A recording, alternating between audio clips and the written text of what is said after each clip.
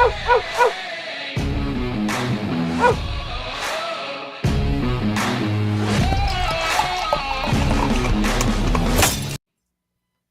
to the Dogger Pass podcast. I'm your host, Dan Tom, analyst whose work you can find across the internet for MMA. But here today on this here show with the Dogger Pass podcast, where we break down high-level MMA. That's what we're going to do tonight. Whenever you're listening to this, hopefully it's for the fight. We're going to Canada this weekend, back in Canada and back in your life. Also, it's my awesome co-host, Mike, at Madlab MMA. You can find it the madlabmma.com. What's up, Mike?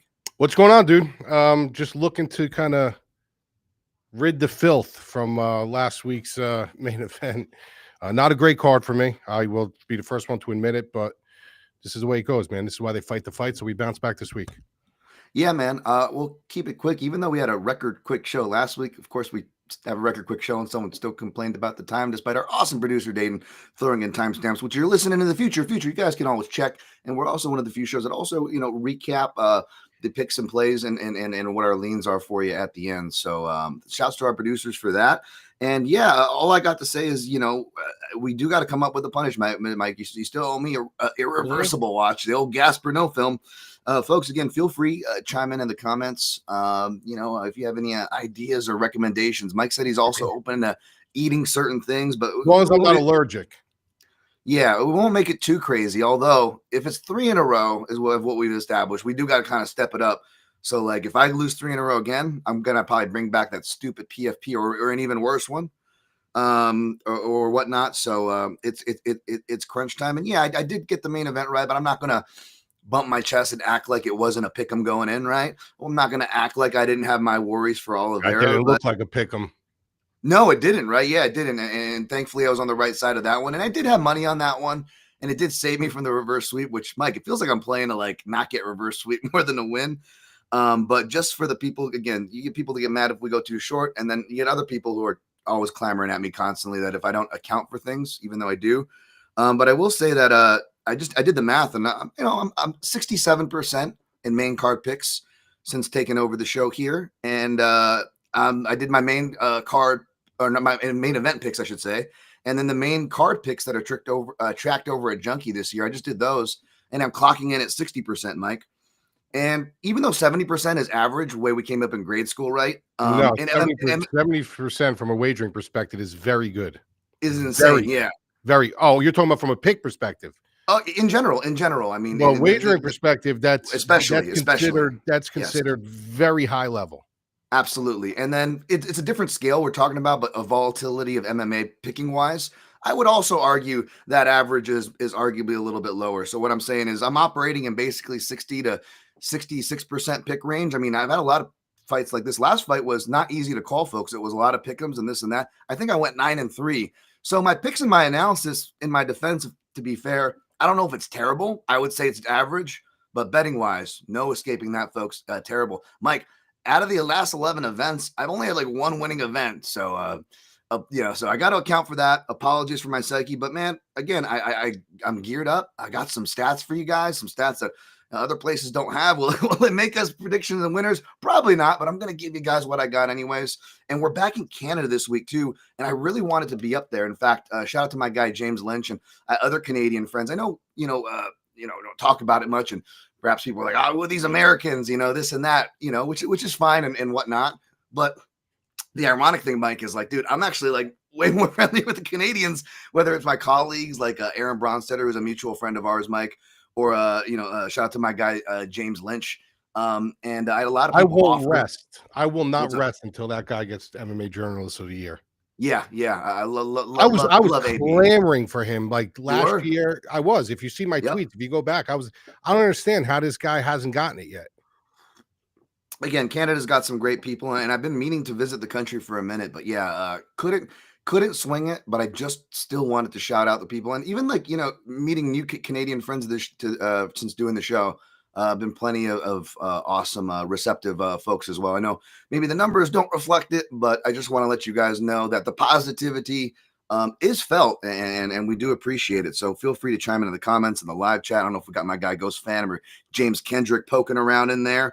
But yeah, man, or the usual suspects, but feel free to subscribe to the Mayo Media Network. and let's get this show on the road. Again, we're back on Canada. It's UFC And Fight Night. FYI, real quick, I don't know please. Aaron Bronster personally. Yeah, so it's not like this is a thing where I'm like, he's my friend. I don't know. I've never met the guy. I just think he's very well spoken. He's a good guy. He's on top of it. He's very center lined in his opinion. I like that kind of person. That's the only. Yeah, and obviously we're 20 shows in, so if anybody wants to accuse me of being fake, going, hey, look at my black friend over here doing that to Canada, well, I probably would have done that sooner, don't you think, guys? But no, we're in Canada now, and I wish I was up there with you guys. And you got some decent fighters who we're going to get to on this card. Of course, that card in question, Mike, UFC Fight Night 262, UFC Fight Night De Ridder versus Hernandez. Nope. Allen. And of course, UFC Vancouver. Vancouver and Toronto. I know it's, the more popular places, but definitely on the top of my list to go as far as Canada goes. But yeah, we got Reinier De Ridder as your favorite in the main event, hanging out in the neighborhood, minus 210. Come back on your underdog, Allen. Plus 175, over 3.5 rounds, as this is a 5-rounder, folks. Plus 110 for it to go over, under 3.5, minus 130 for it to go under. So they are probably expecting some violence. I don't know how much violence I'm expecting, Mike, as far as sloppiness, and I know a lot of that sloppiness is on the De Ridder side, but he's sloppy and effective, whereas Allen, he's much more sharper and skill for skill. Like I said on Twitter before, and I've said to you in private, Mike, and I'll say here, I think Allen is an incredibly live dog, and skill for skill, he can beat De Ridder everywhere. He's got a positive record against UFC level lefties, folks. That's 9-2, and I believe even if you wanted to be alternate record as Dan Tom can be, and that Chris Curtis rematch was really close, but even then, it's like what, 8-3. He's typically done well, but southpaw cross counters, right hook counters particularly, have just plagued him all the time, even in that most recent Vettori fight, Mike, when I went to watch that. But De Ridder doesn't really have those. He does have body attacks, and Allen, as we saw with the Puna Soriano fights and other southpaw fights, he loves to attack that body too. Otherwise, he's usually kind of too much of a headhunter, Allen can be. But yeah, I also don't think that it's wrong. I do think Allen's a live dog, but I don't necessarily disagree with the odds or the spread here. Mike, with that being said, I'm going to toss it to you. What's your opinion on that fight? Any crazy flags that I said or anything you want to add on to? No, it's an interesting fight for me because I find usually I find the paths first, but the first thing that popped out to me was their holes. I was like, that was the first thing that popped out. Well, he's going to do this. Usually it's like, oh, well, I think he could take him this way, or I think he has that path or that path. But it was reversed for me in this one. Like when I look at De Ridder, I don't think he's a very polished fighter at all.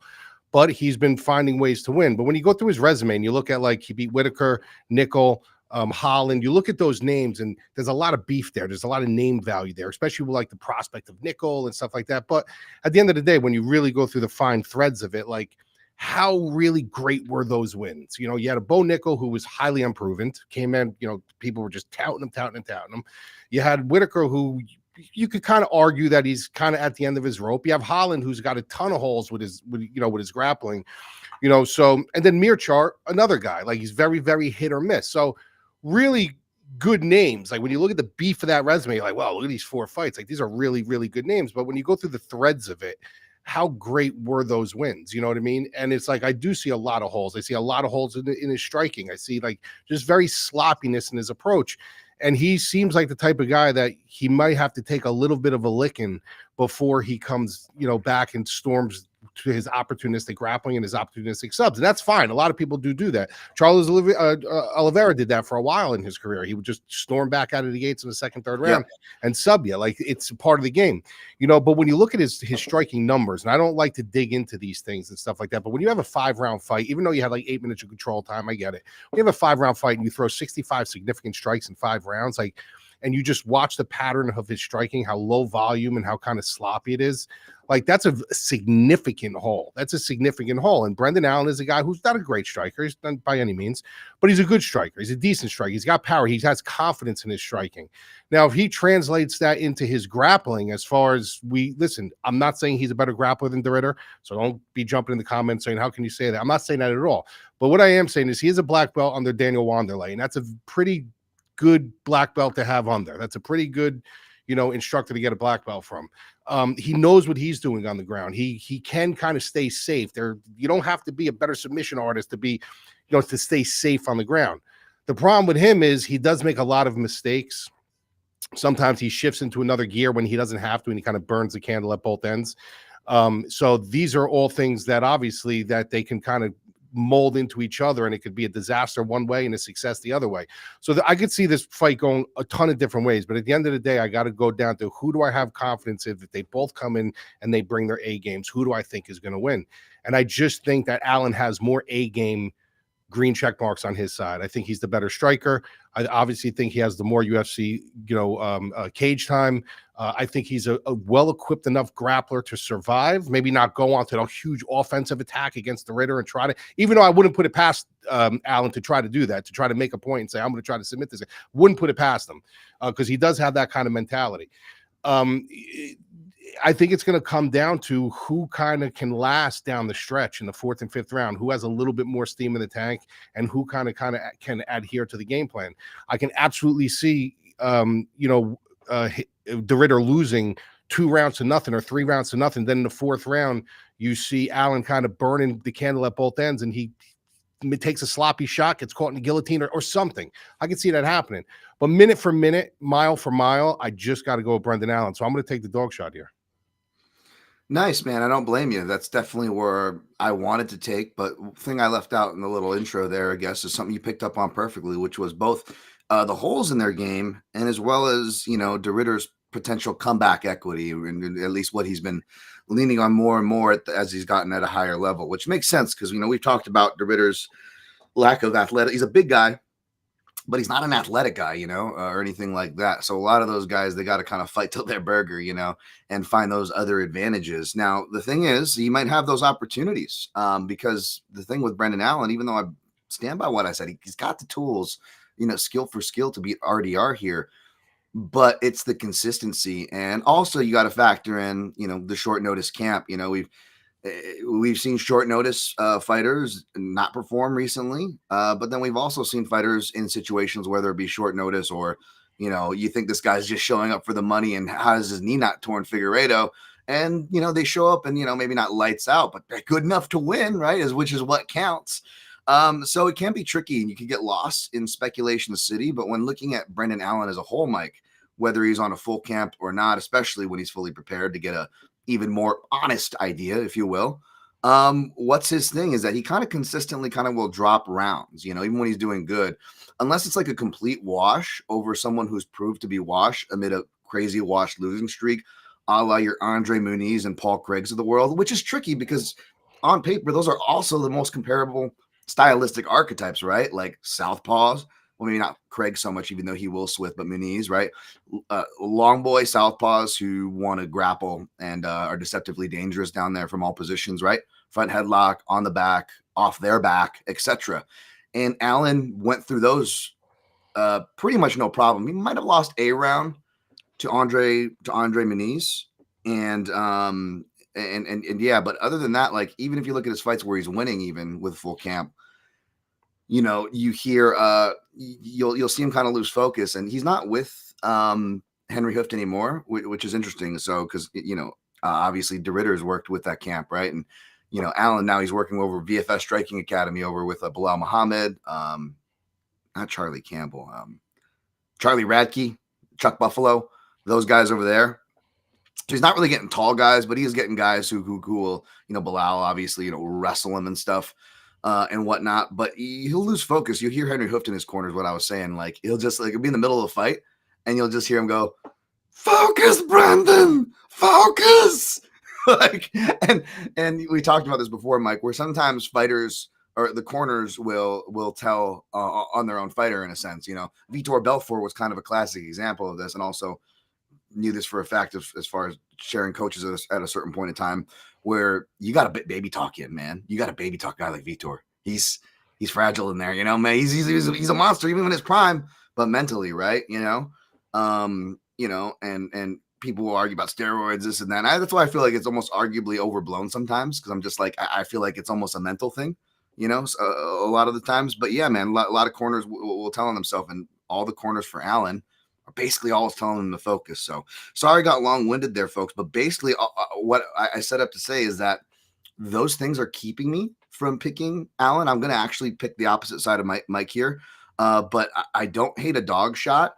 And I won't be playing De Ridder pre-flop. But Mike, tell me what you think of this, especially as somebody on the other side.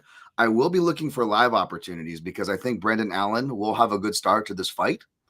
And whether he wins or loses, I feel like he will, have his normal pocket where he drops like the second round or at least the first part of it, which again might kill your live bets if you go too late wanting to get in on De Ridder live.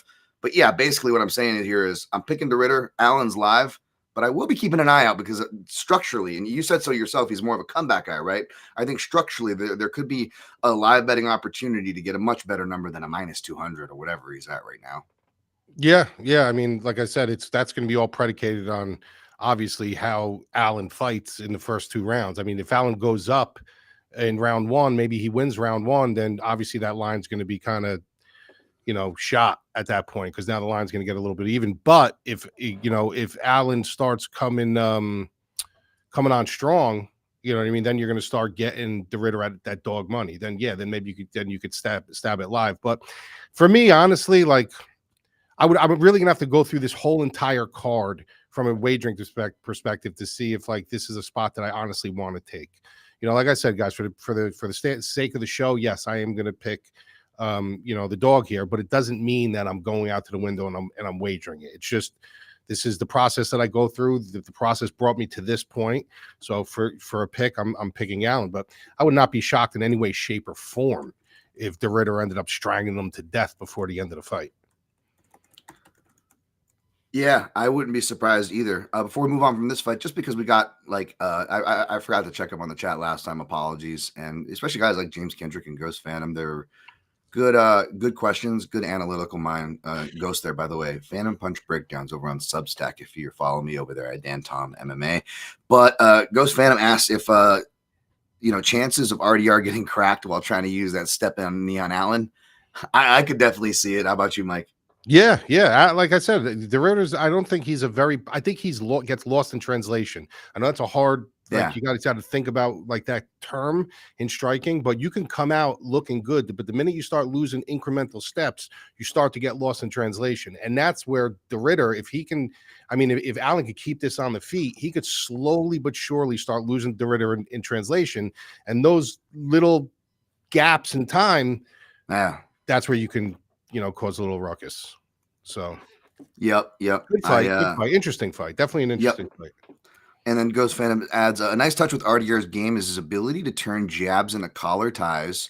But when he can't establish that, he starts waiting in with his chin in the air and zombie arms. Like that's a great description of it, actually, Ghost. Yeah, that's a really good description of it for sure. And then lastly, but not least, before we move on to the co-main event, our guy James Kendrick is more of a general question, Mike. He was saying maybe you guys can answer this later, but what does betting on the money line mean? I saw someone bet 20K on Volk versus Islam. I said they lost money, but people in my comments said money line doesn't lose money. Yeah, that doesn't make sense to me, James. You were correct on that, unless that was a draw. Wait, was it a draw, that fight? Was it the fight? Was that fight a draw? Was that the one you're talking about? If it's a draw, then your money line will not lose money. You don't lose anything. Nobody loses, nobody wins.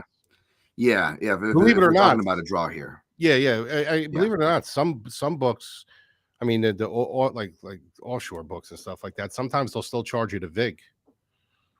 Yeah, absolutely. Yeah, absolutely. So you got to be careful of that. But money line, as far as what money line means, it just you're kicking for coverage, basically. Winning by any means necessary, whether the fighter wins by decision, technical decision, submission, knockout, so long as they win, you're going to cash that. And you're not going to get as great numbers because, again, it covers such a wide range of options and, makes it down to a 50-50 coin flip, right? Because you only have two money lines. So your numbers aren't going to be too great. But, yeah, that's basically the coverage there. And if it's a draw or a fight that's with a draw, if that's what they were saying, then yeah, in that case, yeah, they wouldn't lose money if it's a fight that was with a draw. All right, moving on to the co-main event, we got Kevin Holland versus Mike Malott. Bright Malott, man, that guy is Hit the tanning bed's my guy, Mike. No, I'm a big fan of Mike Malott, actually. -105 for Kevin Holland. I'm not a big fan of -115 for Mike Malott. It looks like he plays some of that college hockey over there. And I think his brothers actually play the NHL, which makes sense. Over 2.5 rounds, +149. Under 2.5, -170. I tried to avoid the repeat betting talk or whatever. I don't bets, even when they're apropos, because that seems to upset people as well, Mike. But yeah, I did. Just in short, I was definitely on the train that Holland burned, and I didn't have him tied to all my plays or anything like that. I think that was the night I hit the Crute sub and Klein round 3 or whatever it was, might have been, but it wasn't enough to outdo what I did have on Holland, and it was like a 20 to 30 unit swing is basically what Kevin Holland losing that fight.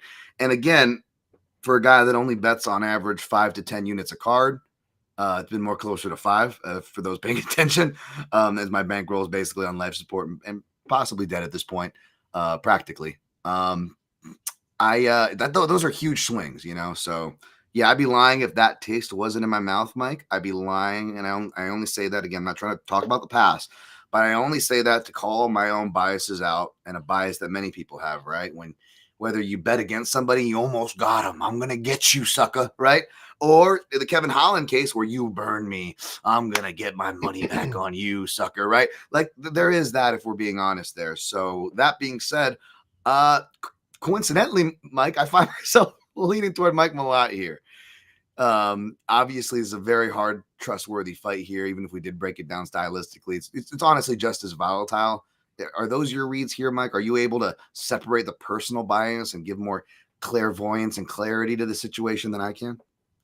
Yeah, I don't really have like a bias on this fight. I'm not super crazy about any of these guys, to be honest with you. I like Kevin Holland just because this is a guy who's a company man. This is a guy who you could call him tomorrow and be like, dude, I need you to fight in an alley. And he'll just be like, how much am I getting paid? And he'll show up. And I think that the state of his career now is exactly just that. He kind of knows he's not going to be a title challenger. He kind of knows that he's never going to win a belt, but he knows that the company loves him and the company is going to continue to pay him and give him any fight and as many fights as he wants. Well, not any fight that he wants, but as many fights as he wants, because he's done them a lot of solids and he's fun. Like Kevin Holland is a crowd favorite and he's fun. Aside from that, though, now you got a kid from Canada, Mike Malott, who honestly, when he first came out, he went 2-0. Had a very, very small sample size, and then he fights Neil Magny, and everybody jumps on Mike Malott, and I'm like, perfect spot to fade him. So jumped on Neil Magny, and we ended up, winning that bet. Just for the mere fact that everybody jumped on him with such. Now we have a bigger sample size of him. We kind of see what he is and kind of what he's not. And there's a lot of fear factors for me in this fight, because if this fight stays on the feet, there's not many people that can stand with Kevin Holland and him not be competitive for 15 minutes. We've seen, like, even when he fought a guy like Brunson would take him down at will, but the 3, 4, 5 seconds that it was on the feet, Holland would throw a couple of shots and stun him. And then all of a sudden he'd have to desperation shoot. And obviously we know what Kevin Holland's hole is. The crazy thing about Kevin Holland is that, like, when you take him down at this point in time, it's not just taking him down and taking control. Like, you got to take him down, and you also got to worry about some of his slick submissions. He does have some slick submissions on the ground. And Mike Malott is as good as he is as far as from a perspective level. And I don't even think he's like a top prospect. I think he's good and he's got some upside. He's not absent from the fact that he can get caught in these things. Yes. You know what I mean? So it does scare me a little bit, but when you go back to the game planning, like, how is he going to game plan for this fight? I think we all know the clear game plan for Kevin Holland is to kind of strike your way in, get inside, take your entry on an angle, take him down and control him, get top position, lock his hips down. Don't allow him to swivel and do all these crazy things. Maybe even, take him down where he's necked up against the cage, where he really can't get any kind of leverage to buck and roll or anything like that. And I think if Mike Malott does that, I think he can win this fight. I think the line is where it should be. I think it's this close of a fight. I think he should be the favorite. He is home. He is younger. He is fighting for something. This kid in his mind still has title, fascinations and stuff like that, where Holland's just kind of fighting a fight at this point to make money. So I think he is the right side as far as a pick perspective, but I don't trust him as far as I could throw him for 15 minutes against someone as tricky as Holland at some point. So I'm going to pick Mike Malott, but you can talk me off a ledge. I mean, somebody can literally talk me onto the Holland side, and I wouldn't disagree. But official pick's going to be Mike Malott. All right, I feel a lot less crazy after hearing your breakdown. Thank you for providing some clarity. And yeah, the great breakdown on the game plans or potential game plans kind of goes to a question too that James Kendrick asked in the chat. Why does Holland go do the complete opposite of what his corner says? Well, that's because he's Kevin Holland, man. And the ironic part is, if I was drawing a game plan on potential win, win conditions for Holland, it's actually, be Kevin Holland. I know it's a terrible like DC joke when he's an analyst, like he's always got to win. He's got to be Politan, I know that's like the cheap, like Stephen A. Smith level, surface level analysis there. But you think about it, you want to get into a guy's head who's shown that he's, I don't want to maybe go broken is too strong of a term and much less make it a condemning term, but we've seen him there before with the Magny fight, right? So you actually kind of want to do the Kevin Holland version of that, whether it's standing and talking trash and a lot less actual physical tools, which is why it's so dangerous, which is why most of us do not trust Kevin Holland, which is why I can't complain about losing on Kevin Holland, can I? Because like I said at the night of, even as emotional and reactive as you might be after losing a bet, I said, you know what? Can't complain, because at the end of the day, I bet on Kevin Holland. And that was it. So I'm not going to bet on this fight, though, even if they gave me a plus number on Mike Malott. But I will pick Mike Malott. My guy Phantom Punch Breakdown says I have bias in this fight. May not or mostly be because he scouted for one of these fighters. I wonder which one it was. Hopefully, maybe you'll share with me privately, Ghost. You've scouted for 2 fighters in this card. All right. Well, keep us in line, sir, if there's anything that we miss.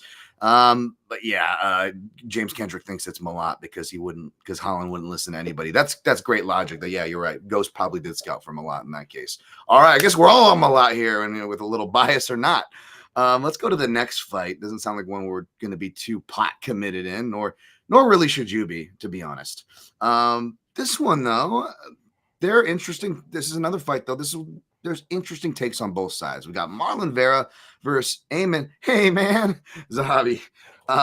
Plus 115 for Marlon Vera, minus 135 for Hey, man, Zahabi. Minus 335 for the over 2.5 rounds, under 2.5 plus 270. I can hear you smiling over there, Mike. Mike, do we got another head-to-head kind of situation here? How are we feeling on this one? I don't got any real Southpaw rematch stats to hit you with.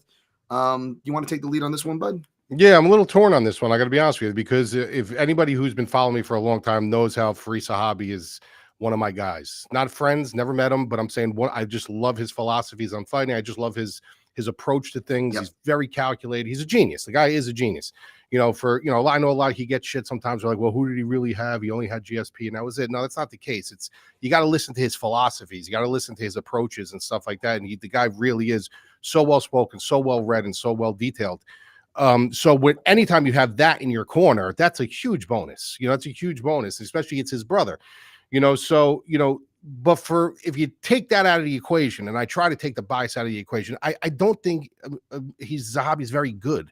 I think he's okay. Like I do think he's okay. I think he's on a nice little streak going. But every one of his fights, I'm like, wow, like there's so much more that can be extracted, and it's just not happening. Like he's in some close fights, he looks good in some fights, he wins, but he's not looking good in other fights. And then when you look at Marlon Vera, I don't think there's ever been a fighter more frustrating than Marlon Vera. This is a guy who's got a chin of steel. This is a guy who's got, people made fun of him. I remember years ago when people were like, I'm Marlon Vera. And I was like, dude, this guy's actually good. Like, what are you making fun of this guy for? And then all of a sudden he started going on to a tear, and he started winning fights. People started taking him seriously. He started getting a lot bigger fights. And a lot of the things is, listen, he is a good grappler. He's got a shitload of power. But his biggest thing is his ability to take punishment and just keep walking through it. The problem in him is if you want to put a bet down every one of his fights in his entire career that he loses the first round, you would be like 85%, maybe more, maybe 90%. And then all of a sudden he's caught in this web where now he's got to win round 2 or 3, or he's got to win by knockout. And it's just not the kind of fighter he is. And every time he comes into another fight, he says the same thing. I know I got to step on the gas a little bit quicker. And you start believing it. Like, how many times I bought into that? I'm like, he said it. He knows now. He's going to do it. He's going to do it. He's going to. And then all of a sudden he throws 5 strikes in the first round. I'm like, here we fucking go again. So you got to start wondering, is this wired into him where when instincts kick in and when that cage door closes, that's just who he is? Or like what's going on there? Like, so I start losing faith in him, and I lost a lot of faith in him.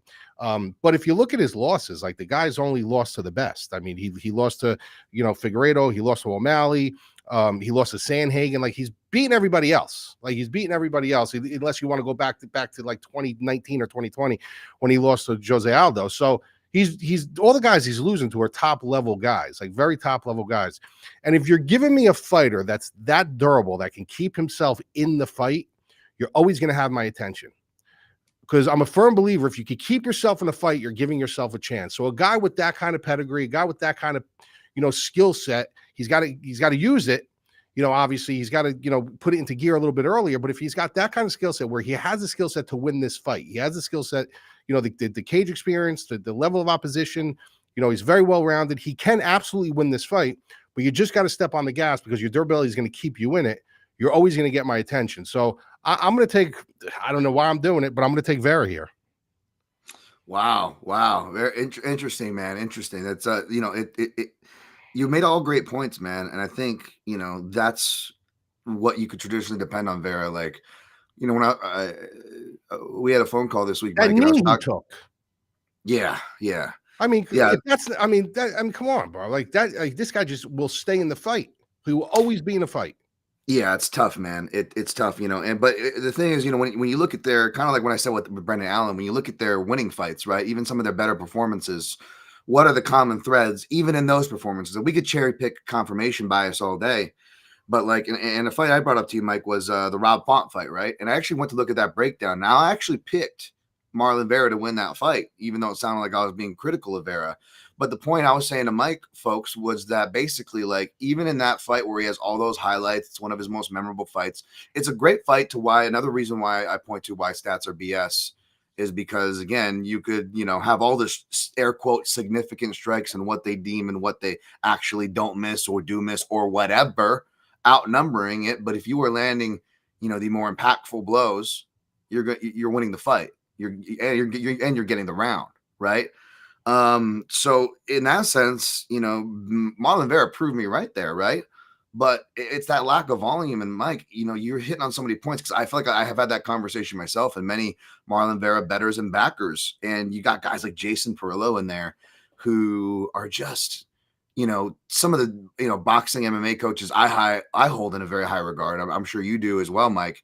And if he's not able to get it out of him after this many camps and this many years, and, now he's coming off of a 1-year layoff. And I know he's only turning 32. He will be 33 in December.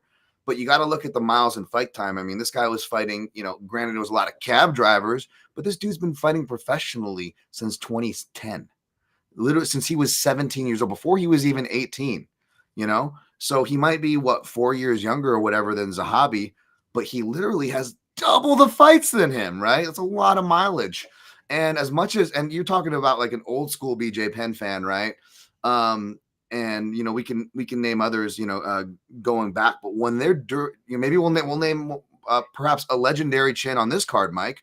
Is that the thing with the durable guys? It's great; they should be applauded, right? I applaud guys like Pantoja, but if we're being honest, those are the hardest falls, are they not, Mike? I don't know if this tracks some boxing as well, but is that not kind of the truth in MMA? Yeah, for sure.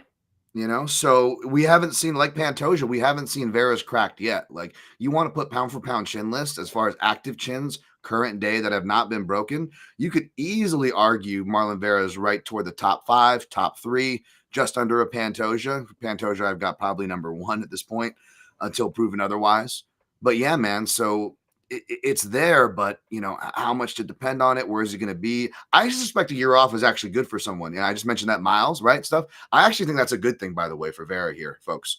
But it's not a huge dog number. So for me, I'm looking more toward the favorite here, Zahabi, and maybe my succulent Chinese meal that I'll share with Aiemann Zahabi. Perhaps he's favoring into this pick. But no, I'm looking at Aiemann, and I'll be honest, I've got a couple more I's and T's that I want to cross, especially with my ammunition being very low. I'm like a sniper on his last bullets over here, folks. So yeah, I'm not going to lie. He opened at -138, and if I like what I see and can get anything in -130 or down, I might be looking at the Aiemann side here as far as firing. But he is my pick. So Mike, there's an already another potential head-to-head we could choose from here to have on the table. Yeah, I don't know if I'm, like I said, I don't know if I'm too confident in this one, but Neither am I, by the way. you Yeah, know, but yeah, he's been the most frustrating person to break down his fights. He's just frustrating to watch. I mean, he's just such a frustrating fighter to watch. Absolutely. As is the custom, folks, we'll try to speed these along as we go along. But, again, Canada's been struggling for a while as far as producing contenders. But, giving credit where it's due, a lot of these dark horses that I've had on my list, like the Aiemann Zahabis, by the way, for under the radar fighters, he was on my under the radar fighter list for Junkie that I did at the end of last year, Mike. And another fighter was Jasmine Jasudavicius, and she's got a big spot against Manon Fiorot. Of course, Fiorot is the favorite, the French fighter. She opened as the favorite and is currently holding strong as the favorite, minus 235, with the comeback on Jasmine Jasudavicius is plus 190, over 2.5 rounds, minus 385, Mike. They see this one going the distance, la resistance, under, of course, 2.5 plus 305. Almost makes me want to look at the under, but I do think these are two durable ladies that will take it the distance. Some southpaw stats to hit you with. Jasmine Jasudavicius is 2-0 against UFC level lefties. She's got a win over Miranda Maverick and Gabriela Fernandez, a very physical southpaw puncher. But she's going to have a mobile fighter in Manon Fiorot, who's going to have the big cage to move around, which is a big thing for me. I think Jasmine's live here. I think she's one of the few girls, Mike, that can match Fiorot's physicality. But the big cage here it might be the crux factor that tips me one way or another in this fight, because even though Fiorot shows she can be countered, as much as people want to hate on Shevchenko, she is really one of the best counter strikers, pure counter strikers, not just women, but even on the men's side, man, with her when she's on, so I don't know how much I can depend on that for Jasmine Jasudavicius. Not necessarily her style, although she can counter. But yeah, Mike, did you have a hard time picking this one? Where do you stand on this fight? Yeah, I had a really hard time with this because when I look at Manon, like I said, I'm not as high on her as everybody else. There's a lot of people that are super, super high on her. And when you look at the Shevchenko fight, you could look at that and say, well, there's been plenty of spots where Shevchenko just kind of underperformed. Was this one of the spots? Even though she did win the fight, should she not have gotten out of her there sooner? Then when you look at Erin Blanchfield, somebody who I have a lot of history with because she's from my hometown, this girl's got tremendous grappling, but she does not have good wrestling, and she's not the strongest girl in the world. Same thing with Rose Namajunas, smaller in size and stuff like that. So when you look at all the people that you look at their names, you're like, well, look at the grappling upside of these women, and they haven't been able to do anything with her. It's because their entries, their actual wrestling wasn't that sharp. Also, they weren't as physically imposing as Fior. Now you got a girl in JJ who, hometown girl, she knows how to wrestle. She is physically imposing. And she could give her problems if she gets her hands on her. But the problem I keep getting back to is she going to get her hands on her? Is she going to be able to get her hands on her? Now, in her defense, Manon is not a brutal finisher. She can strike, but her only two finishes in the UFC are of her first two fights, and everything else went to decision. So that's going to keep her in the fight. If she's conditioned and she's ready to go, that's going to keep JJ in the fight, and it's always going to give her an opportunity to ground the fight. And I do believe that if she does ground the fight, she's going to control. So this could be a situation where, even though she has an 85% takedown defense, Manon does, this could be a situation where you have JJ losing a lot of rounds. The minutes of the round. You look at the minutes. Well, look at the minutes of the round she lost. But then all of a sudden, a minute and 30 left in a round, she secures a takedown and she steals that round with top control, some ground and pound, just the optics of it. Then the crowd and the judges are starting to buy into that. So it could absolutely be a fight where she's winning until she's not at the end of these rounds. I could totally see that. But at the end of the day, it's just I got to buy into Manon's ability to kind of flow chart the cage a little bit. JJ's a good wrestler. She is brutal. She will be physical, but she's not the most athletic person in the world, where I don't know if she's going to be able to mirror Manon as well. Manon can very easily stay on the outside and just, pick her apart at range. I think JJ is really good, but I think JJ's been overperforming a little bit. So tough call for me. Tough call. I want to see JJ win this fight. I really do. I'm going to be pulling for her, and I hope she does. But I got to lean Manon slightly. Yeah, we ended up on the same spot as this, Mike. And you know what I was looking at? Obviously, you know me, I've been kind of a points handicap. But they're charging you for the points handicap, obviously, on this one with the over as shocked as it is, even though Jazz is a decent sized dog, not a huge dog, decent size, I guess.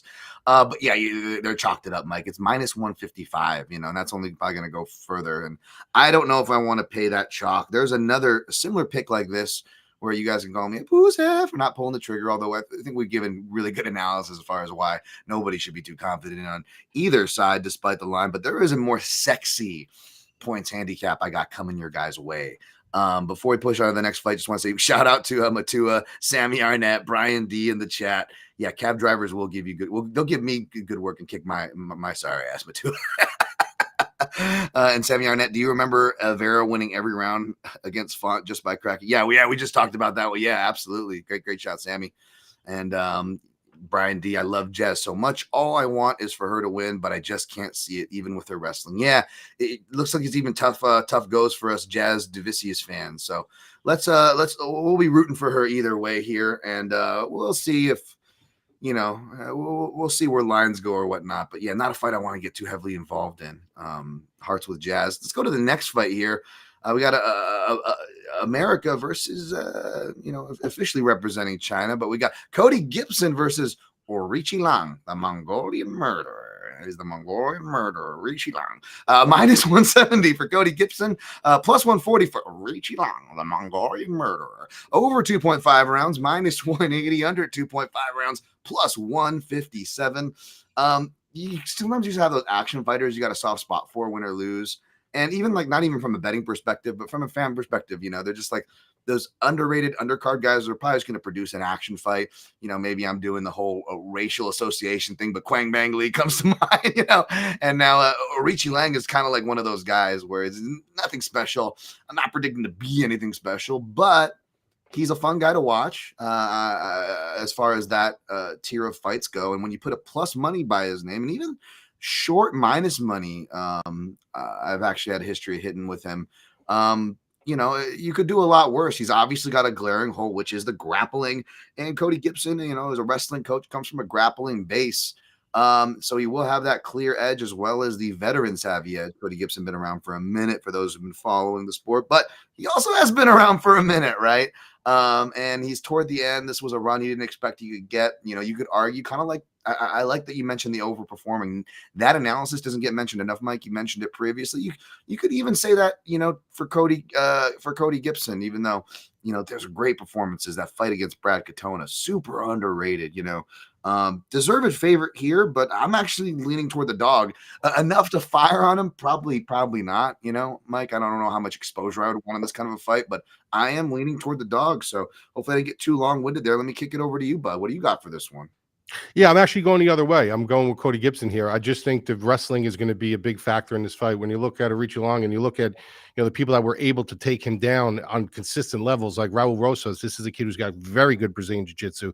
But when he's taking you down 3 or 4 times, like that's showing that your counter wrestling is really not that good. Cody Jourdain was able to take him down 5 times. Like he's been taken down consistently in his fights. And one thing that Cody Gibson is going to do is he's going to utilize his wrestling. And I don't think he's going to be able to stop that. Now, is he going to be able to catch him when he's coming in? Is he going to be able to use the bigger cage and kind of stay at the outside and poke, pick, and prod at him? Maybe, yeah. That's where I see it happening if Cody Gibson's wrestling fails. I just don't see it failing, especially when you look at his takedown defense. It's sitting around 55%, which means he's on a 50-50 switch with that. And now he's wrestling. You got to remember, not everybody he's fighting has wrestling credentials. It's very different. Cody kind of pigeonholes that when he needs to do it. He does it, and one thing he does it at the right time. Like he knows when to shoot, he knows where he is in the round and stuff like that. And he knows if he really needs to get this dirty and get this fight to the ground, he knows this is where he could steal around. So I do like that with him. I'm not confident in Cody Gibson. I'm not sitting here saying Cody Gibson's some great fighter, but this is a fight where he has a clear edge in every single round to kind of ground this fight and keep it there at the end of the round. So I'm going to go Cody Gibson. Interesting. I do wonder what, the points handicap probably won't be too wide or worth taking a stab at. This is probably just, if you like a side, you pick a side and ride kind of a fight. If you do, and even though I like the dog side, I don't know how much I like, as far as realistically when we're talking about putting hot end money behind it. So yeah, add another one we could potentially pick from the at the end of the show, Mike, where we can be head to head. Not that we're confident on super confident on any of these, but we do got to pick one of these by the end of the night here. And as we're going, it's a little too hard to do it pre-flop, folks. I know someone's like, oh, they should have the dogger pass parlay before. It's tough, you know. You got there's a ton of choices, and the good thing about me and Mike talking to each other, you guys, we get the same benefit you guys do, from having this conversation. As much study as I want to be a hipster about, or as much as any of us can claim to know. Like, no, like, and Mike says this too, man. There's plenty that he learns. There's plenty that I learned just from our conversation. So hopefully you guys can take away the stuff that actually can make you some money, and learn from our lessons here in due kind, man. So these are really good combos. Let's go to the next fight though, shall we? We got the main card opener. At least they're doing it in the right division, 155, and boy, will this be a violent shit show.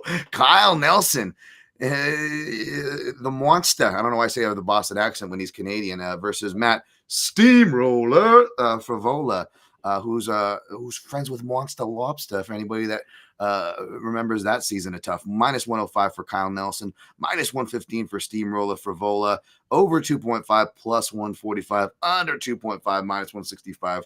Got love for Frevola, not just because the man, follows me on Twitter or whatever, not just because I may have bought paraphernalia products that he has sold. Let's just leave it at that.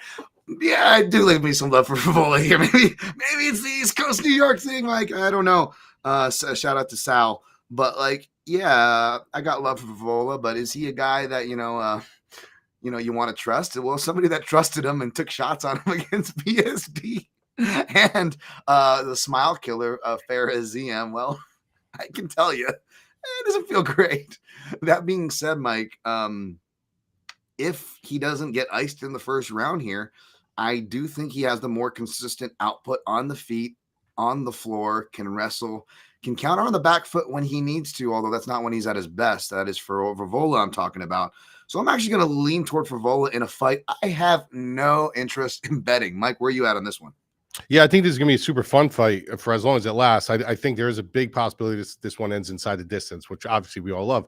Right. When you look at Matt Frevola, I was talking to a friend of mine about this, and this is when we try to say, like, guys, stop pigeonholing stats and numbers and stuff like that. Sometimes they work when you want to look at patterns of, their significant strikes, like, are they high, that's fine. But when you're really jumping into it and that's all you're using is numbers, like it's such a such a false pretense to use. When you look at, Kyle Nelson, you're looking at a guy and you're like, well,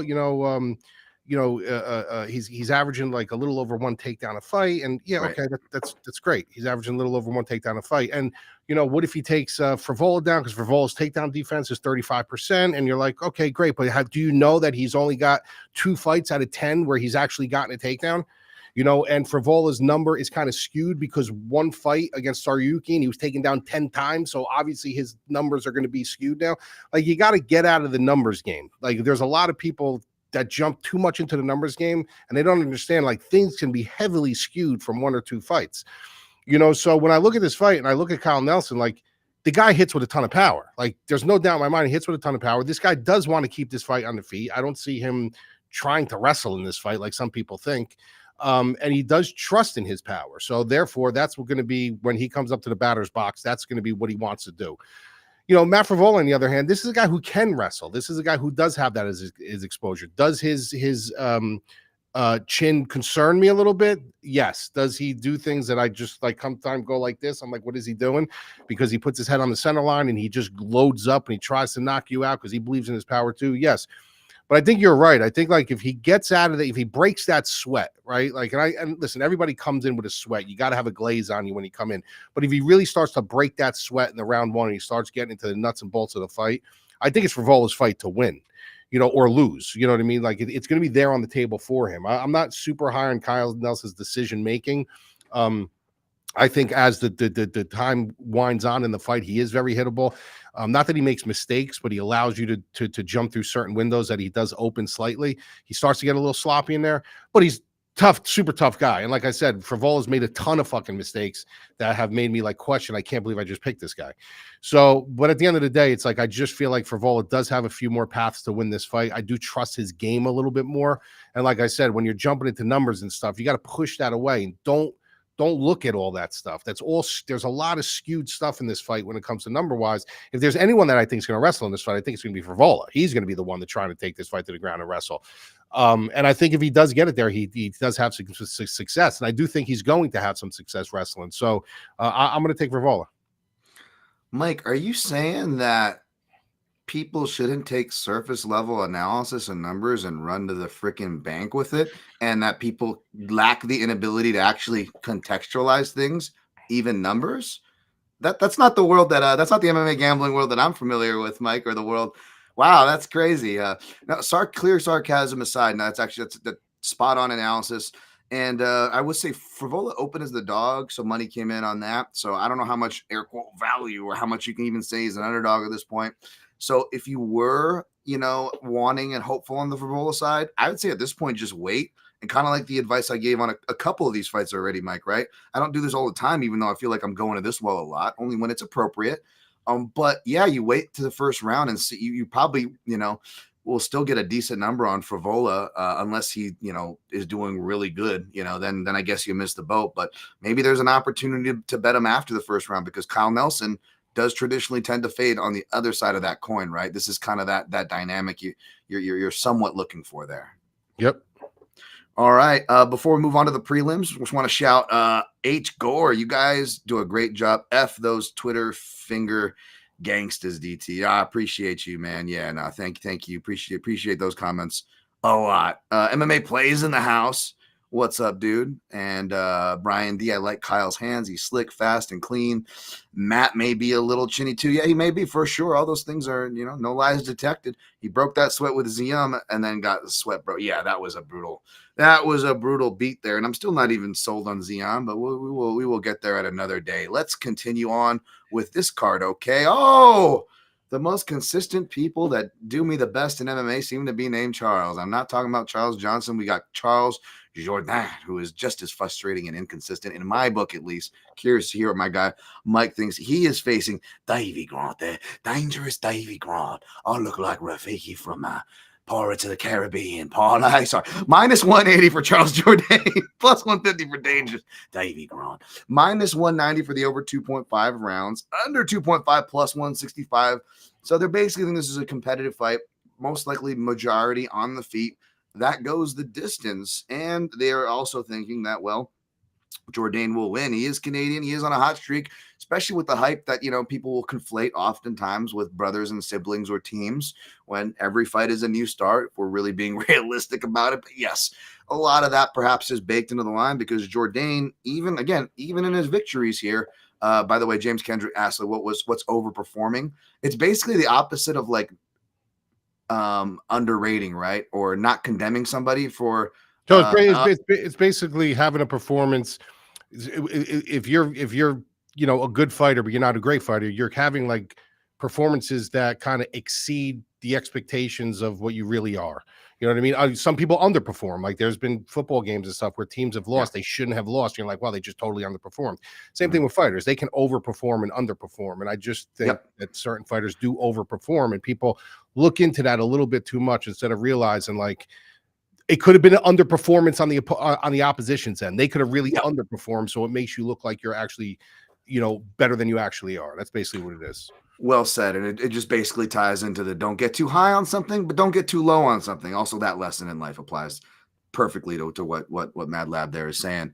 But yeah, as far as this goes, Jourdain has been an inconsistent guy, even when he is winning, me, I am a round three, and I've been on a crazy round three run, even though of course I didn't put money on it. I called the last round three finishes in the UFC dating back to when we started doing the show alone, but I've called at least 4 or 5 this year and cashed on those. So it's just been, I got my radar for round 3. Say what you will about me. Round 3, right? Round fires, hot rounds, submission props. These are the things I do well in. And Jourdain was a guy who I was like, oh, this is a round 3 guy. He turns it up. We saw him in the past when he kind of first came on the scene. And even in those fights where now the fights are they're usually not that easy. But even on the fights where he's cruising in round 3, he's sitting there like, oh, instead of going to finish, I'm going to do the 300 thing that's so not played out in MMA culture. Yeah, 300. Wow, you're really going to cite 300? Wow. Oh, there's just Sparta, do the kick. How about finish the fucking fight? But yeah, like he's just so frustrating to me, dude. Not as frustrating as Charles Johnson, as far as inconsistency goes, and that might be the only thing keeping me, because even though I don't like these people or bet on these people, I can get just as bad betting against them, right? You got to ask yourself how much of this is bias. But to be honest, Davey Grant here, folks, he was he one that this line flipped, or no, that was the Aoriqileng, the line completely flipped. Davey Grant did open as a dog here, but Davey Grant is a dependable dog, man. I don't think anybody can say what you will about his age. He's proven that time and time again. And he is a dog that will fight for your money. And he actually does have a ground game, unlike Aoriqileng.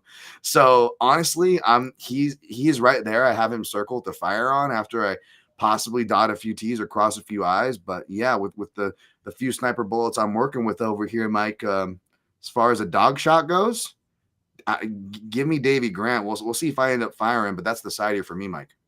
Yeah, I don't mind it. I don't mind it at all. Listen, David Grant is just, this dude is a dog. I mean, you can't deny it. There's so many times where I've looked at him and I'm like, but then he looks, I mean, the guy loves to fight. Like, that's one thing about fighters when you break these guys down. Like, you got to see, like, there's some guys that are in it. Yeah, listen, everybody's in it for a payday. We know that's the main reason why you're doing it.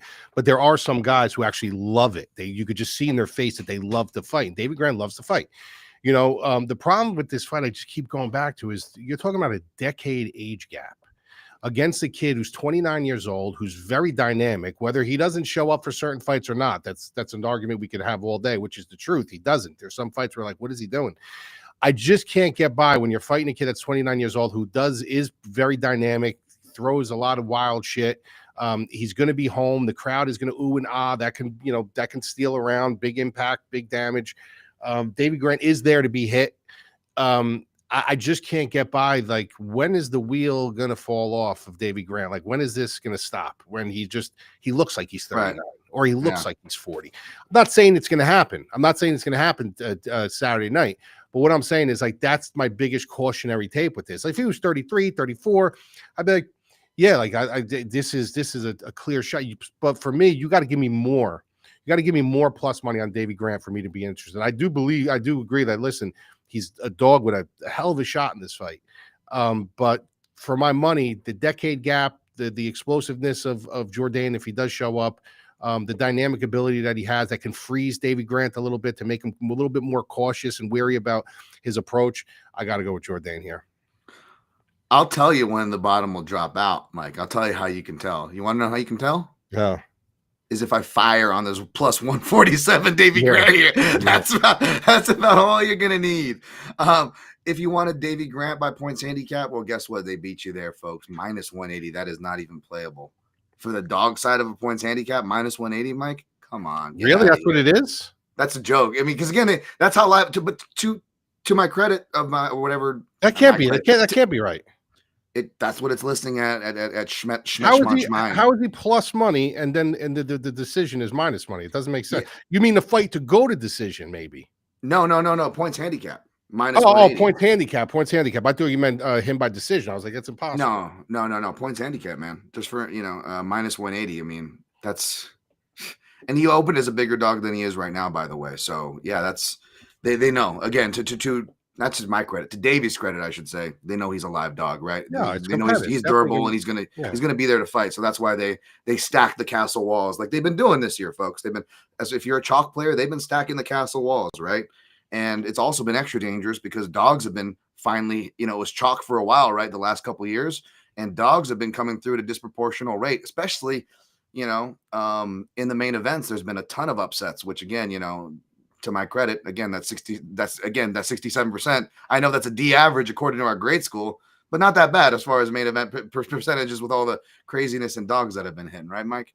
Yes, sir. But anyways, I digress. Let's go to the next fight, shall we? So you got Jourdain for that one, official pick, correct, sir? Yep. All right, I got Grant as another fight. I guess we could throw in the Bobby there for a potential head-to-head at the end of it. And again, we'll try to track on some stuff for potential DOP stuff. It's tough because we are there's actually a lot of dissension, which is great, by the way. It's always healthy. But as far as, again, making a DOP, whether it's before or during it, it doesn't make it the easiest, folks. So we'll do our best. I see you guys throwing some plays in there. Shouts, lazy bet in the house. That's hilarious. Fashionably late, like my lady's menstrual cycle. We've all been there, buddy. All right, let's push on, shall we? We got a decent pace going. We'll pick it up even faster. I was surprised on this line. I thought I was going to be silly for backing my guy again, but here he is, the favorite. We got Bruno Silva as an underdog facing favorite HyunSung Park, who is your favorite, in minus 260. Comeback on Bruno Silva, the little Bruno Silva, plus 210, over 2.5 rounds, minus 165 for this flyweight affair, under 2.5, plus 145, which is very fair just on the Bruno Silva side alone. He is an underrated guy who I don't blame people taking dog shots on. He's come through as a dog, and for a flyweight, he's come through via finish. He's also kind of smaller, and, he's not beyond, getting hurt or anything himself out of there. So that actually makes sense why you see a bit lower chalk, slightly lower than normal for a flyweight fight. But speaking of main event picks, this was definitely one in the losing column. And one of the things I reference when I say, folks, it's not that I'm afraid to put my name next to a big dog and afraid to look stupid. I mean, clearly I look stupid, but this is one of the dogs I was talking about. Remember, against Tatsuro Taira, how bad did that look, especially in hindsight, That being said, perhaps in my defense, the reason why he's a favorite as much as he is here, Mike, is because maybe, the analysis pre-Taira, maybe I wasn't that crazy. I mean, the guy's still a good fighter at the end of the day. That was a last-minute opportunity that would F anybody up on a week's notice, much less against a top guy like Taira, So everybody seems to be expecting a better performance here. And even though I'm picking them, I'm a defender of this guy, Mike, clearly. 260? That seems crazy to me. What are your thoughts on this fight, bud? Yeah, it's a little bit high, but I'll make mine quick. I mean, I look at Silva, and whenever you get a guy like this is a guy from a DraftKings perspective, that 7,200, you're like, wow, this is a boomer bust play. Like, this is a play where if you're taking him at 7,200, he's got that chaotic style. He's got that power. He can finish the fight. And he can finish it like this. You know what I mean? But then what happens is he's not a Davey Grant style where he's going to be in there and he's going to cause all this chaos and he's just going to be in there. He's also very finishable.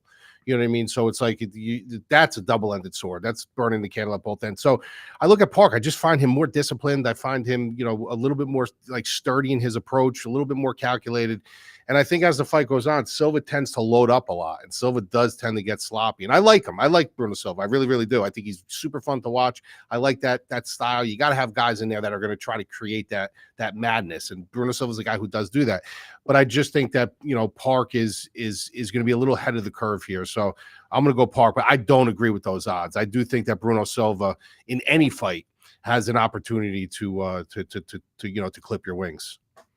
Yeah, I mean, I'm hoping Park bounces back for mainly his own sake. I don't have a stake in it, but yeah, for whatever ego stake that I have, like, it would be nice to show that fighter that I was high on. Like, that would be cool for sure. But am I going to ego bet? Because that's exactly what it would be, And you know this, Mike. We talk about this. There's some bets where it's like, there's no reason to bet this except for the fact that you want to put your dick on the table at the end of the night. Let's be honest, right? And that's not my style. And so I'm going to be staying away from that minus 260. But the pick is Park. All right, let's push through. Let's keep this pace going here. Next, we got Danny Barlow, left hand of God, facing Djorden de Santos, up at 185. My goodness, Danny Barlow still minus 320 favorite despite losing and moving up a division for this fight. Plus 250 coming back for Djorden de Santos, over 2.5 plus 120. They are expecting violence, which I don't blame them one way or another, as the under 2.5 minus 140 playable if you too are expecting violence. But this is a trash fire fight to stay away from. Real quick southpaw stats, which we are dealing with the southpaw and Barlow.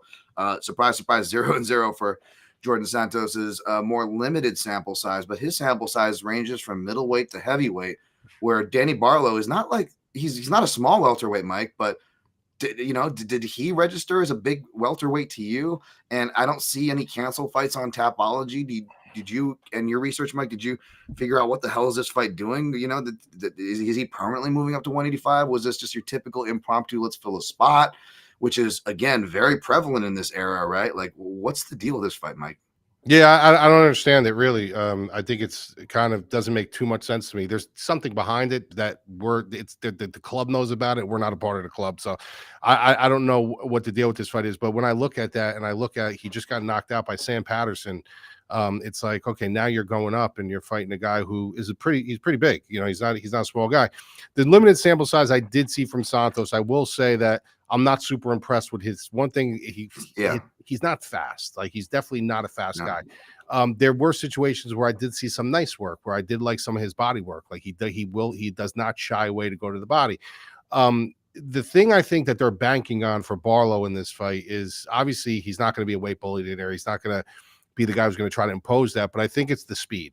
You know, I think his athleticism, I think his speed, the bigger cage, I think they're kind of banking that he's going to be able to stay away from Santos and kind of, keep him fighting within the wake. Those of you guys that know what a wake is, it's obviously in the bay where you can't go to, like, he's going to kind of keep him in control, keep everything where it's supposed to be, and let it, flow the way it's supposed to flow. I don't know if I subscribe to that, because I'm not a big Danny Barlow guy, and I don't think Danny Barlow is that good. I think he's athletic. But when you're messing around with weights already, like, that means you don't know where your home is. You know what I mean? And that's not a good thing to be approaching. Like, you do that at the end of your career with, like, Rashad Evans and these guys, who they're going up and down because their careers kind of coming to an end, and they got to make adjustments, and they're trying to find out where am I comfortable now. Like, when you're doing this now, and you're like, now you lose, and now you're coming up to this way to fight a guy who, he's not that good, but at the end of the day, you're still fighting a bigger guy. It's never a good look. I'm going to go Danny Barlow. I'm going to pick him just on the speed, the athletic ability. I think he is going to be able to be a little bit more snappier and get into spots a little bit quicker. But listen, if Santos wins this fight, I would not be shocked at all. Like, I consider him a dog that is potentially live, but I'll go with Danny Barlow. Yeah. I don't blame you there. I like what stuck with me there, Mike. What you said was he can't find a home. Where's your home? And that's really bad if that's the case. Now, the other thing I just want to add to that, I guess, is, is it, I hate to be reductive, but how much of it is for showing up for money? Because again, it's ultimately comes down to the UFC schedule, and they know, like most people I know, some people seem to have a hard concept with this, but people could use some money right now, right? Everyone from all walks of life. It's not, especially this country, it's not the cheapest to live. So, and fighters are usually come from, traditionally we're stereotyping, they're not the richest people, right? They don't come from the most prevalent domestic classes.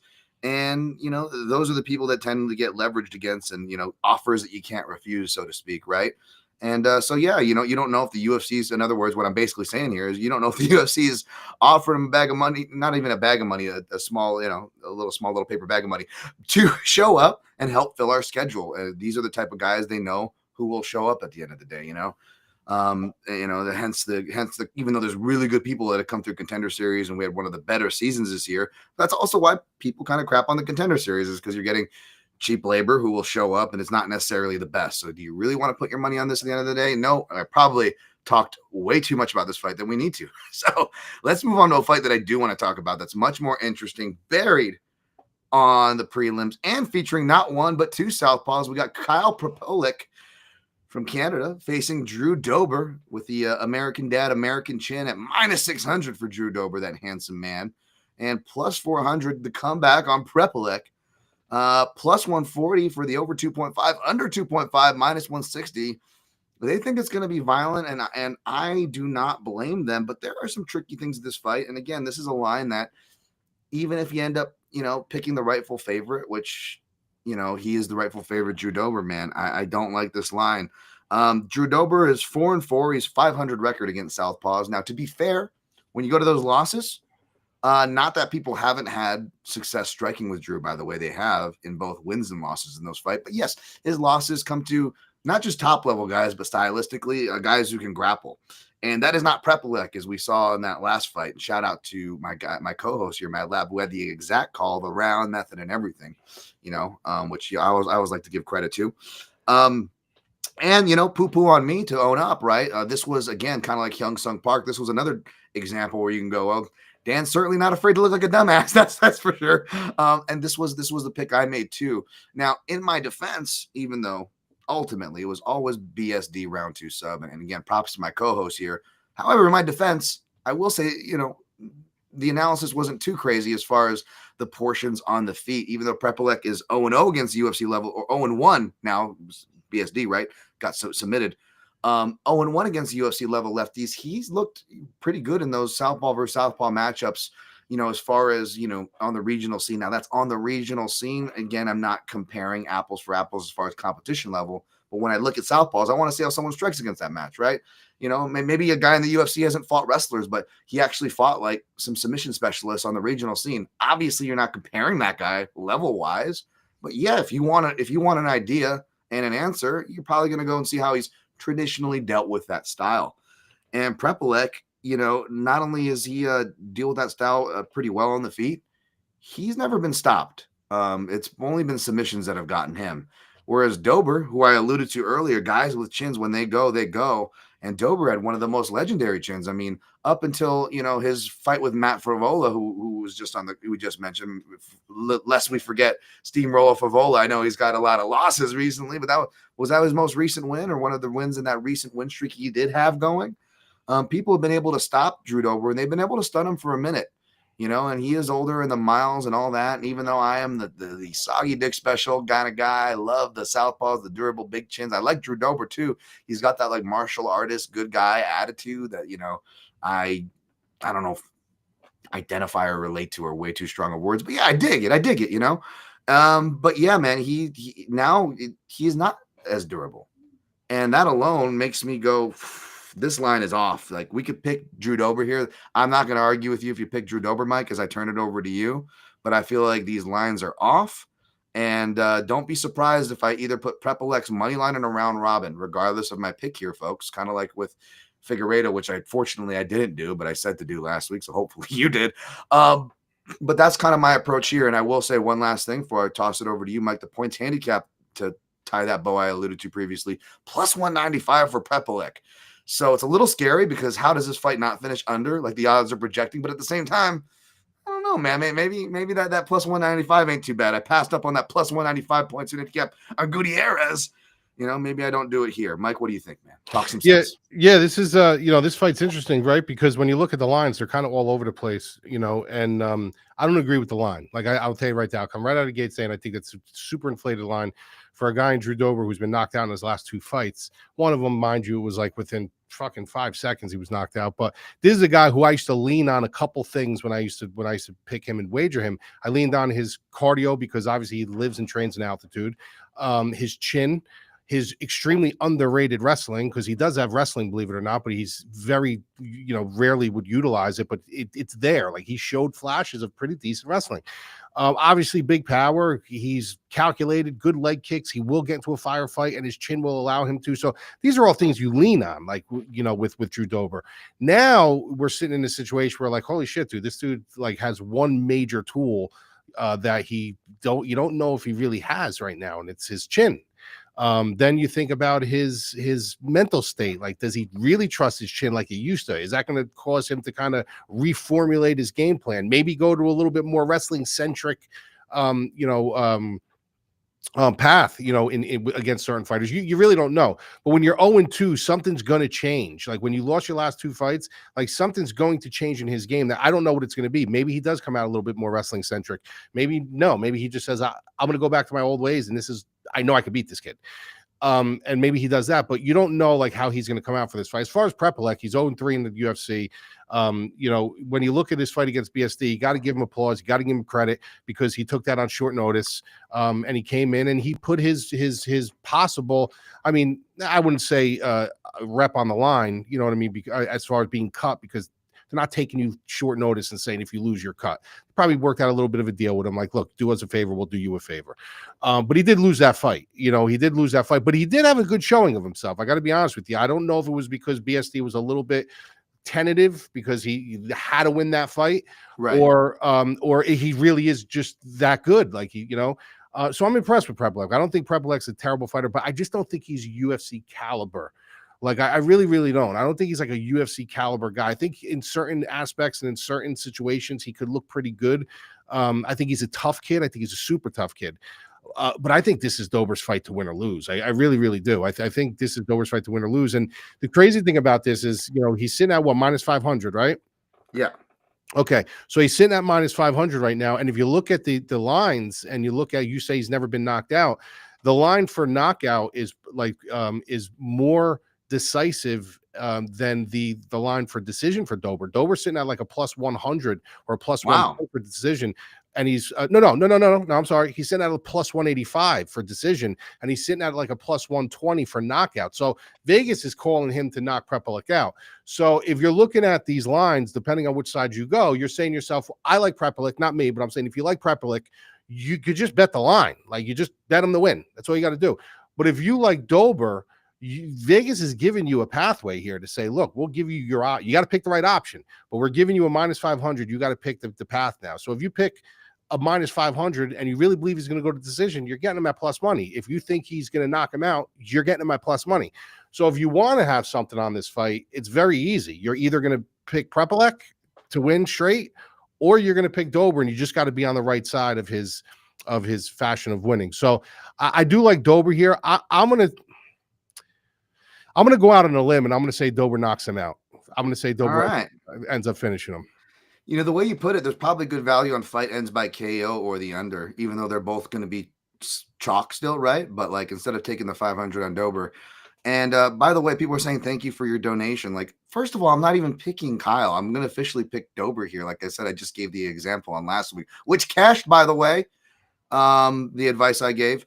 But yeah, secondly, Mike, you know, aside from the fact that I didn't pick or play for what it's worth, Mike, let me ask you, what makes more of a long-term winner? Betting minus 500s or betting plus money? Any plus money, much less plus 300. Well, I would never. I never. I don't even. If anyone who knows me, like, and follows me for a long time, I don't think you. I don't. And listen, there's a chance that maybe I did once or twice, but in over a decade I've had my company, you can't point one time I ever even betted a minus 300. I just don't do it. It's fighting. It's just not. Exactly. I don't do that. Exactly. Like, you know what I mean? So I'll tie a parlay here and there to get the number down, but you'll never see me going and say minus 350. I'm going to bet it. And I honestly, I'll be confident when saying in the past decade, I don't think I've ever bet like a minus 300. And how about this? And how about this? What would hurt more? Losing a bet where you have to ante up for a minus 500, or losing a flyer for plus money that you throw on a big dog? What hurts more, guys? Right, but you got to think about it this way: the guys that are betting the minus 500s and stuff like that, they're not going 5 units to win 1 unit. They're betting 1 unit to win 0.2. You know what I mean? To win $20. Like, that's kind of what they're doing. Exactly. And at that point in time, like, that's not getting my dick hard.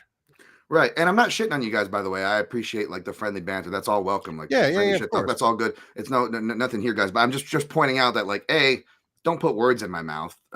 Secondly, B, there's actually logic that I can gladly and just did with my co-host, who just did as well, explain the logic of, again, when you, God forbid, actually contextualize, you know, the numbers and stuff.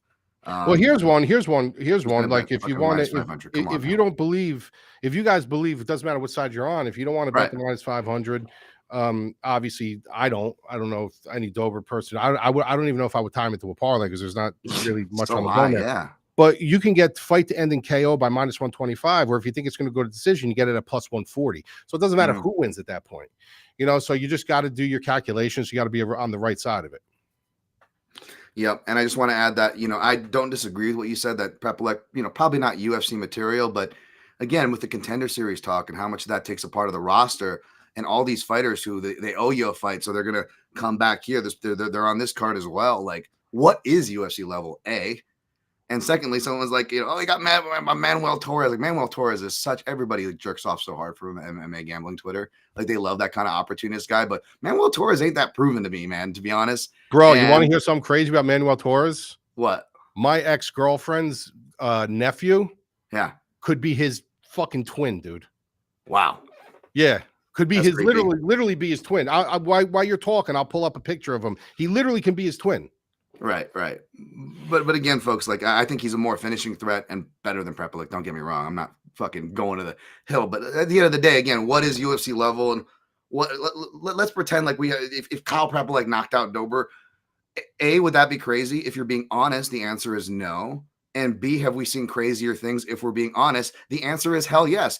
C, have we seen crazier things even more recently? The answer is hell yes. So, all right, folks, it doesn't matter. People will take whatever opportunity to dunk on me.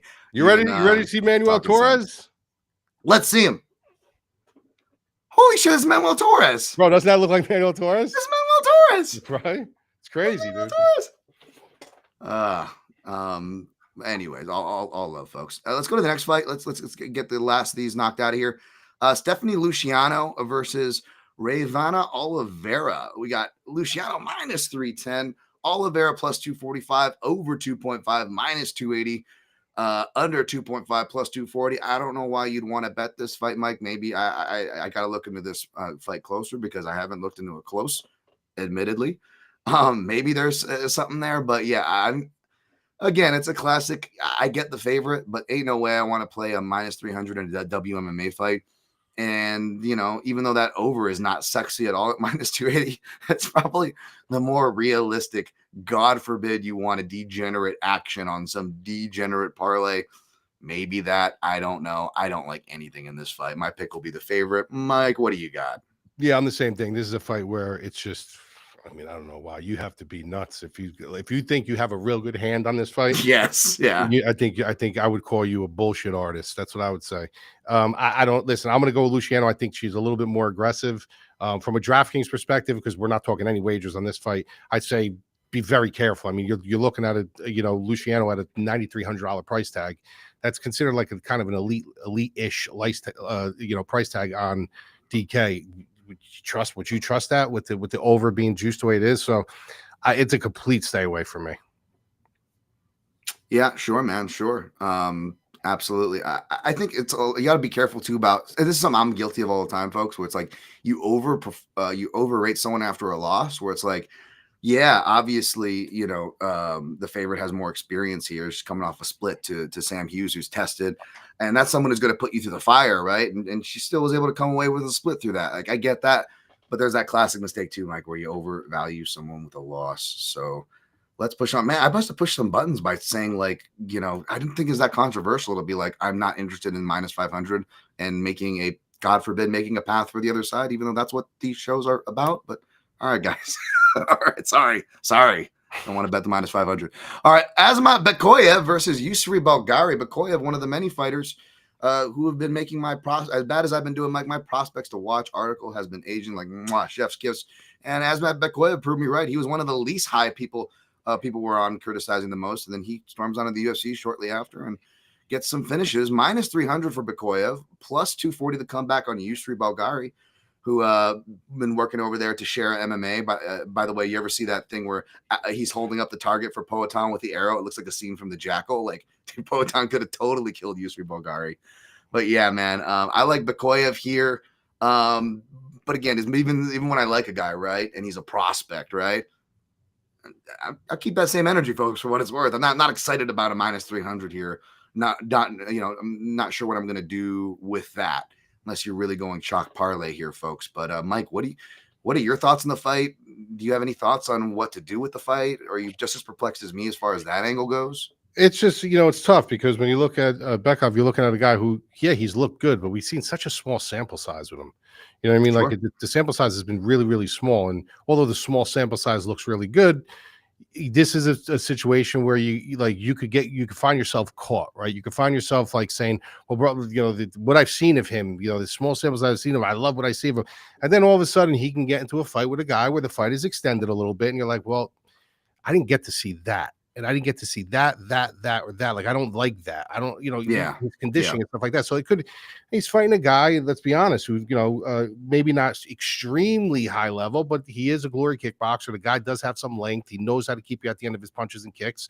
So, listen, I'm going to pick, Bekov here just from the pace and the pressure. I think he's going to be able to get inside on him. But it's not without pause. Like, it's not without caution. You know what I mean? This is a guy who, like I said, if he can keep it on the feet, he knows how to use his limbs, and he knows how to use range, and he knows how to use distance. So I'm going to pick Bekov here, but it's definitely not without caution. Yep. Yeah. I like what you said, Mike. And again, if I want to keep that same energy, right? Like, even though I'm high on Bekoyev and God forbid I want to, talk nicely about one of the few things I could talk nicely about myself in this space, I got to be real, right? You could argue back to that overperforming example, Mike, like maybe you could argue he's been doing that in the UFC because, to be fair, reason why I was getting criticism because he wasn't lighting up. He was still fighting the decision. He did still have like a sketchy moment here or there against, guys who I'm very low on, like Dylan Butka. He had a sketchy round against him in there, although that might have been overblown. I think when I went back to watch that, but still, I get it. I get where the criticism comes from. But right, Mike, this could be a little bit of overperforming to your point. Yeah, I don't even know if you call it overperforming just because I've seen such a small sample size with him. You know what I mean? That's true too. Yeah. Like, I don't know. Like I really, really don't know. I don't know what to make of. I like what I've seen. Like I'm not going to sit here and say I don't like what I've seen. It's too small. I like what I've seen. I absolutely like what I've seen, but I haven't seen enough. I haven't seen enough. So all I can do for you guys is tell you my truths. And my truths are I'm not going to be one of these analysts who are like, he's the man. He's the fucking next thing. I'm not going to say that because I need to see more. You know what I mean? Yep, absolutely. Let's go to the last fight and knock this out, and we'll recap, folks. We got Melissa Croden, Canadian local there, fresh off the LFA scene, facing Tainara Lisboa. Of course, Lisboa minus 100, minus 20 on Croden. Over 2.5 rounds, minus 210, under 2.5 rounds, plus 180. More and more people, it's been no secret for guys like us. You keep an eye on the regional scene. Obviously, I have to do a bit for my prospects and have people that I reach out and credit to. But yeah, you wonder how many people are either watching or giving more credence to the LFA, because obviously there's if you pay attention, they're probably one of the stronger pipelines as far as not just feeding the UFC, but feeding them some good quality, right? Whether it's Contender Series or not, in cases like these where they get to kind of step right on board. You almost, when I first looked at this fight, Mike, I was double checking. I'm like, oh, was Santos supposed to fight someone else? They just threw some random Canadian there to fill in. Like, no. Oh yeah, this girl's from LFA. Okay. So it's nice to see that, but I don't know how excited I am for this fight. The odds do feel like about a pick 'em. I still got to go back and watch over a little more of the Canadian, who I probably would lean toward. But again, this is one of the fights where, again, I will admit again, when I don't do heavy research, this is definitely one of them. And even though I only exercise this about once or maybe twice a card and seldom ever act on it, if that, this also could be one where check me on fight day. I might, even though I won't be invested, I might switch the pick to the other side after I dig into this one a little deeper. Any opinions, Mike? Yeah, I did believe it or not, I don't usually dive too deep into fights like this, but I did dive a little bit on Croden, and this is a spot where I think she's going to be the first female in Alberta to be in the UFC, which is cool. So she's getting a lot of news out there. People in Canada can vouch for this, and obviously I'm here in the States. I don't know, but these are just things that I'm hearing. Rumors that I'm hearing. And one thing I did, so I looked into her game a little bit, and she does some nice things. Like she does she does have a nice clinch game. She knows how to stall against the cage, which obviously optics wise, it's going to, give you the minutes in a round, but she doesn't do anything like, outside of that, nothing that's like super, super imposing for me. Like she just doesn't get it done for me. But I could see a situation where, yes, she does like to clinch up. She knows how to control you on the cage. She knows how to keep your back against the cage. She's not going to allow you just to, underhook and reverse her. And then when I look at Lisboa, you look at some of the losses that she's had off the UFC scene, and you're like, all right, well, she lost to Norma Dumont. You know what I mean? Like that's no shame to lose to Norma Dumont, but she just seems a little bit more aggressive to me. You know what I mean? She seems a little bit more aggressive to me. I'm not going to say I wasn't shocked to see that Lisboa was the dog, probably going to close as the dog. Yeah. But I did line this as her as the slight favorite, like minus 125. I did line Lisboa as a slight favorite. So when I came back and saw, wow, she's actually closing, in on being the dog here, I was a little surprised, but listen, a lot can be weighed into that. It could be the Canada factor and stuff like that. So although I do think this is a 50-50 fight, but I'm just going to give a slight lean to Lisboa. Yeah, it opened wider, but everybody agrees with you there, Mike, or us there, I guess I should say, as far as it should be closer to a pick 'em fight. I think that's our consensus there. So you got Lisboa, I got Croden. So yeah, no Benji Boy Dog of the Week this week. We did have a consensus dog, but we weren't too confident on him, obviously, as to why. Thomas Peterson, though I will say, Mike, he fought good for it until he didn't fight, but that first round he had a good game plan. And again, our consensus dogs, we own up to them when we lose, and we own up to them when we win, even though we don't get as much credit when we win. At least we pick dogs. Like you got to see some of these people on X. They're like minus, plus 102 dog pick in a week. Yeah, we average. Yep, we average a handful of dog. Yeah, absolutely. We average a handful of dog picks, and again, the consensus dog picks that do go wrong. If you notice, it's like Thomas Peterson or Nate Landwehr, they're gaining momentum in round 3, and then they get iced out of nowhere, or they're not just have momentum, but they're actually up on the cards, and then they completely lose momentum like Khalil Roundtree. So if we are going to lose consensus dogs, Mike, not that we should feel too bad about losing a dog pick. Again, I know people get crazy with this, but if we are going to lose, it's not a bad way to do it where, at least it showed like, okay, well, I could see what he was seeing, even though he ended up being wrong. So I'll take those all day, especially because, again, we get more right when we're online than we aren't. Which sucks today because there's no consensus dog for us, Mike. Yeah, I don't think we could do that. I don't think we could do a parlay either today because we're on the wrong side of a lot of fights.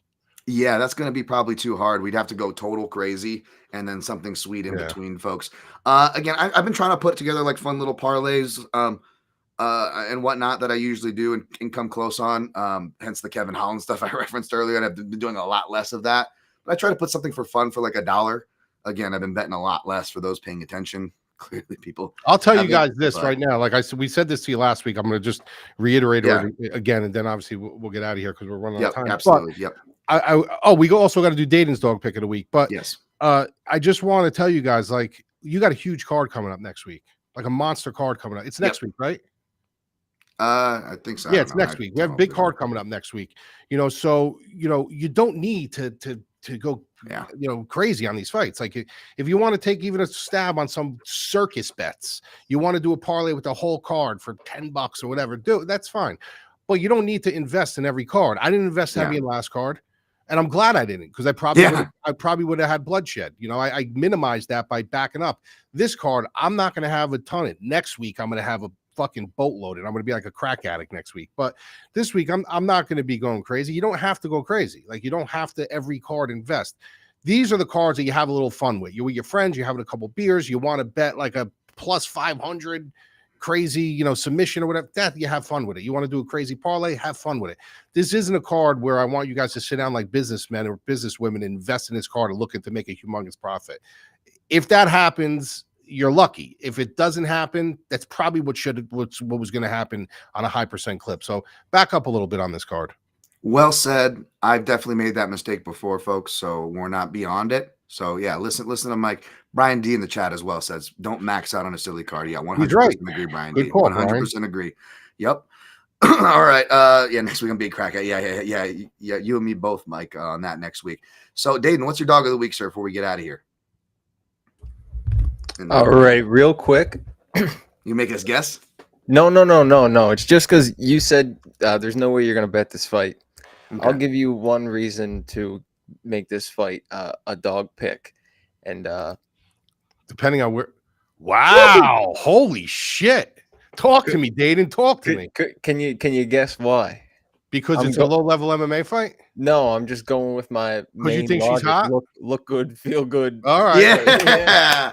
Dayton likes it exotic. I appreciate that, Dayton, my man. All right. Well, we know how to treat you if you ever come down here to Vegas, my friend. Take you out to some places, my buddy. Introduce you to some people. Oh my God, my guy over there. All right, Raven Oliveira is his dog of the week. All right, we'll recap and we'll get out of here. And just last note before I want to get out of here, Mike, too. Again, folks, remember, Mike, when we first came on the show, and you agreed on me this too, where I said, back to the UFC schedule, that the commissions are just going to be rubber stamping whatever, that you really don't know what you're betting on. There's going to be at a higher rate of fighters being injured, right? Like we saw last week and stuff. So I got proven right on that. I just want to say, I know people are going to hate that and fucking call me an egomaniac or whatever, but just in my defense, and again, the person that was giving us, both me and Mike, crap, saying, what are you talking about waiting to bet till later in the week? There's another example, 1,000, right, Mike, on why it's maybe smarter to wait a little bit later in the week to see how these guys are actually showing up to the dance, right? Well, I didn't see that comment, but whoever said that, I think it's kind of foolish, because in fighting, weigh-ins are a huge part of it. So sure, you could see a huge line with a huge edge a week before and say, well, man, I'll take the chance with the weigh-ins and hit it. But I need to see weigh-ins. I need to see how these guys' weight cuts are going. I need to see certain things before I pull the trigger on anything. I'm investing my money. I'm investing not your money per se, but my subscribers' money. So I'm not going on two names and say, wow, this fight's in November. Look at this.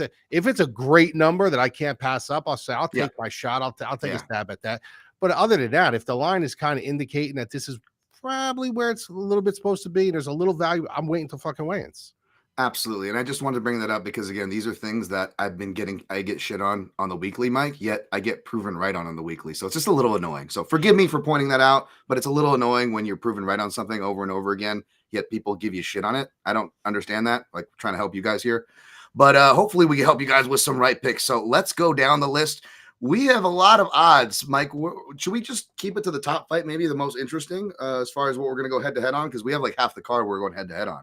Well, did you pick Prepolec? I picked Dober. Let's do that one. No, I didn't pick Prepolec. I do want to pick Prepolec just to I thought you picked Prepolec. Piss these people off. No, that's what that's why I was getting so pissed. They were like, "Oh, thank you for your donation." And I thought you picked Prepolec. They were acting like I pick and play Prepolec, which I didn't either. You're saying the value. Okay, I thought you picked Prepolec. And that's why I don't want to bet nothing on this fight, though, dude. Yeah. We'll go head to head, like for, but I don't want to. I mean, all right, fuck it, let's do it. I don't give a shit. I'm a gambling man.